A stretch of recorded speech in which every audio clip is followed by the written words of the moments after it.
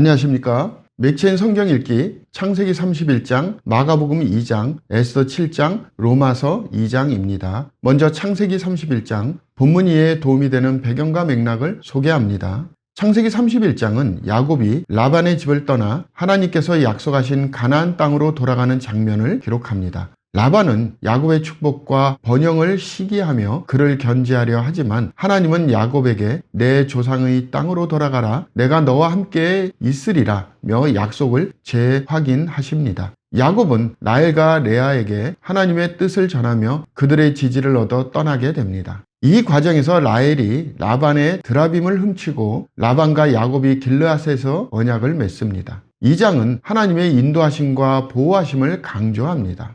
본문의 중요 구절을 소개합니다. 창세기 31장 42절, 우리 아버지의 하나님 아브라함의 하나님 곧 이삭이 경외하는 이가 나와 함께 계시지 아니하셨더라면 외삼촌께서 이제 나를 빈손으로 돌려보내셨으리이다마는 하나님이 내 고난과 내 손의 수고를 보시고 어젯밤에 외삼촌을 책망하셨나이다.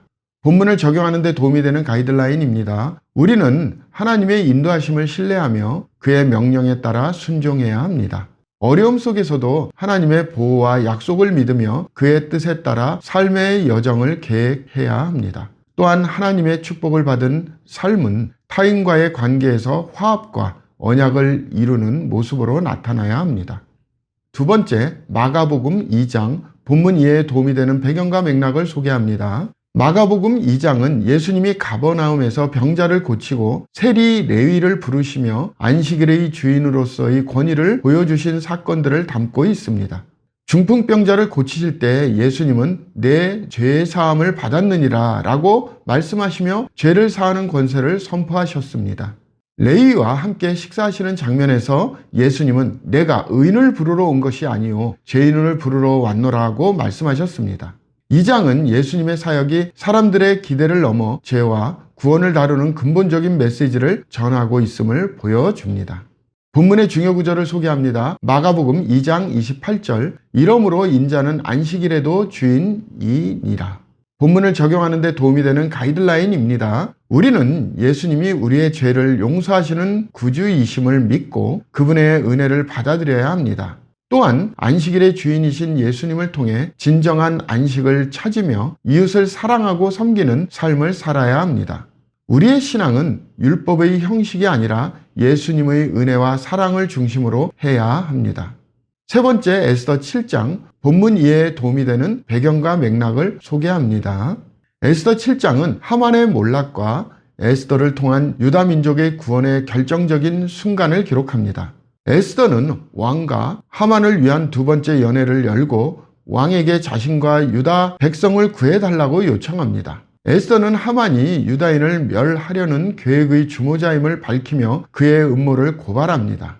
아하수에로 왕은 크게 분노하여 하만을 처형하라고 명령하고 하만이 모르드게를 매달기 위해 세운 장대에 그가 달려 죽게 됩니다. 이 장은 하나님의 섭리가 완전한 타이밍으로 이루어지는 것을 보여주며 교만과 악의가 결국에는 심판을 받음을 강조합니다. 본문의 중요 구절을 소개합니다. 에스더 7장 5절에서 6절, 아하수에로 왕이 왕후 에스더에게 말하여 이르되 감히 이런 일을 심중에 품은 자가 누구며 그가 어디 있느냐 하니 에스더가 이르되 대적과 원수는 이 악한 하만이니이다 하니 하만이 왕과 왕후 앞에서 두려워하거늘. 본문을 적용하는 데 도움이 되는 가이드라인입니다. 에스더 7장은 악의와 교만이 결국 하나님의 공의로 심판받는다는 교훈을 줍니다. 오늘날 우리는 불의와 악의가 가득한 세상 속에서 하나님의 정의와 섭리를 신뢰해야 합니다. 또한 에스더의 용기와 믿음은 우리에게 중요한 본보기가 됩니다. 그녀처럼 하나님의 뜻을 이루기 위해 위험을 감수하고 행동하며 자신의 역할을 깨닫고 맡겨진 사명을 감당해야 합니다. 하나님의 공의는 그의 때에 반드시 이루어진다는 믿음으로 우리는 어떤 상황에서도 그의 주권을 의지하며 살아가야 합니다. 마지막 로마서 2장, 본문 이해에 도움이 되는 배경과 맥락을 소개합니다. 로마서 2장은 유대인과 이방인 모두가 하나님의 심판 아래 있음을 선포하며 외적인 율법 준수가 아니라 내면의 순종이 중요하다고 가르칩니다. 바울은 하나님 앞에서는 율법을 듣는 자가 의인이 아니요 오직 율법을 행하는 자라야 의롭다 하심을 얻으리니 라고 말하며 율법 준수가 마음에서 우러나야 함을 강조합니다. 또한 그는 율법 없는 이방인도 양심에 기록된 하나님의 법을 따라 심판받을 것임을 설명합니다. 이 장은 하나님의 의로우신 심판과 참된 순종의 필요성을 다룹니다. 본문의 중요 구절을 소개합니다. 로마서 2장 11절 이는 하나님께서 외모로 사람을 취하지 아니하심이라.